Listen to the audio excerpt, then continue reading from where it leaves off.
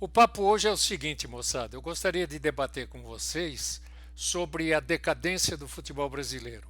Eu tenho uma opinião formada a esse respeito e ela data de 2002, quando a seleção brasileira ganhou o seu último campeonato mundial.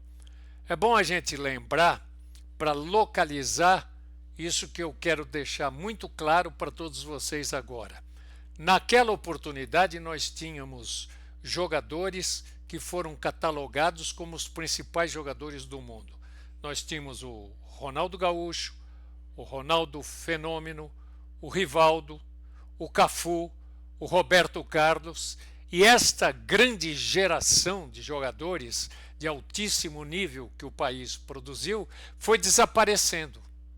Nós não produzimos mais jogadores com a velocidade que a gente produzia anteriormente.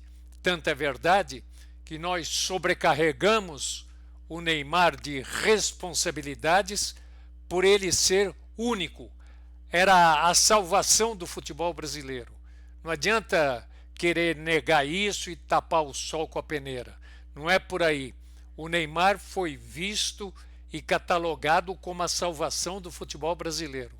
Tanto é verdade que só se falava que o Neymar poderia ganhar uma Copa do Mundo para o Brasil. E não é assim. O grande problema que se estabeleceu depois disso, após o desaparecimento destas feras, destes grandes craques do futebol brasileiro, foi a imitação dos europeus. Se estabeleceu um sistema de imitar os europeus de tal forma que basicamente hoje só se fala em marcação.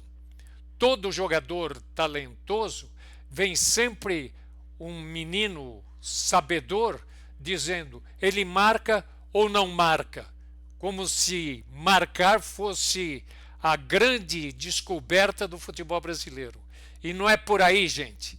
Se você parar para pensar o que está acontecendo com o futebol brasileiro, você vai concluir que jogadores do naipe de um Toni Kroos, por exemplo, vou tomar ele como referência, não jogaria no futebol brasileiro porque ele não tem uma grande capacidade de marcação.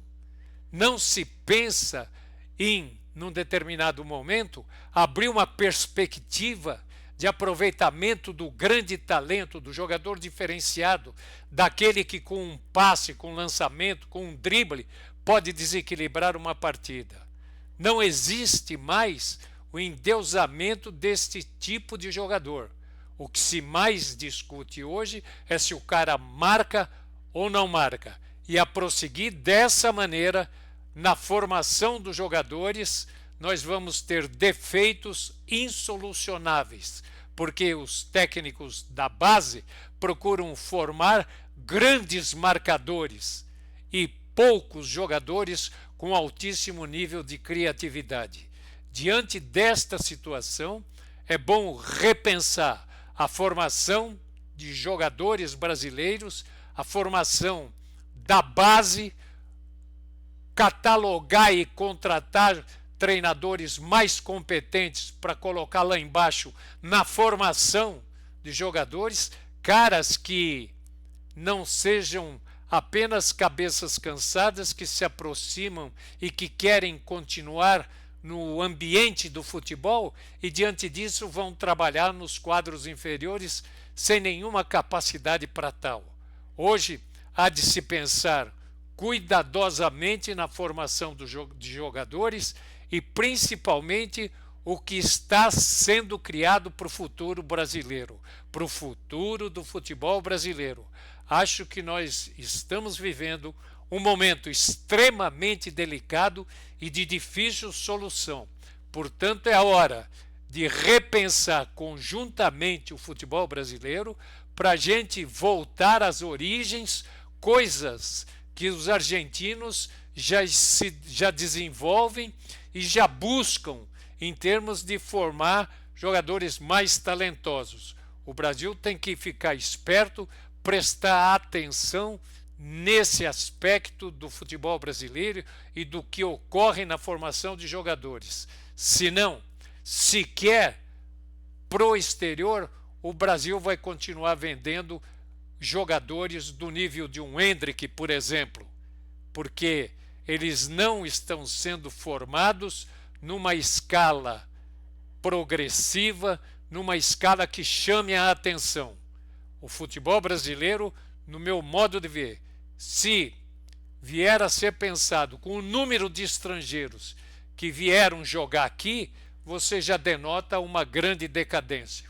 É hora de reverter isso. É hora de mudar enquanto é tempo, senão a gente não vai ganhar mais nada. E apenas como detalhe, eu quero colocar minha opinião sobre esses amistosos da seleção brasileira contra a Inglaterra e contra a Espanha, e sem querer ser derrotista, a gente corre um seríssimo risco de levar 2 goleadas, de levar 2 borrachadas, porque o nível do futebol espanhol na sua seleção e o nível do futebol inglês na sua seleção está muito acima, muito além do que o futebol brasileiro apresenta hoje. Tomara que eu esteja errado. Eu vou torcer, eu sou um torcedor da seleção brasileira, mas isso não adianta. A realidade me parece ser muito mais triste do que esta de torcer para a seleção brasileira e confiar numa reversão de situação com a simples mudança de um técnico, como é o caso do Dorival Júnior. Diante disso, meus amigos, eu vejo que o futebol brasileiro atravessa um momento difícil, delicado, e não vejo nenhum caminho de mudança acentuada, nenhum caminho para uma proposta futura mais eficiente e mais concreta de mudança para trazer melhoras no nível do futebol atual que se desenvolve no Brasil. Eu gostaria muito de saber a opinião de vocês e pediria o like, né? Porque eu estou desenvolvendo agora esse trabalho no YouTube e diante disso eu vou contar com o apoio, com a consideração, com a admiração de vocês pelo meu trabalho. Vou procurar continuar desenvolvendo o meu trabalho no mesmo nível que eu desenvolvi enquanto militei na plataforma rádio.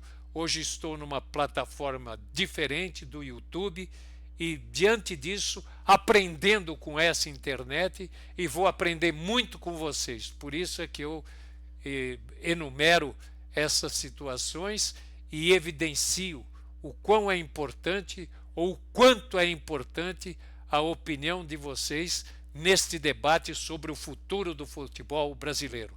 Nós vamos voltar ao assunto e vamos desenvolver isso depois das opiniões. Evidentemente, novos caminhos devem me ser mostrados por vocês. Um abraço a todos e muito obrigado pela atenção.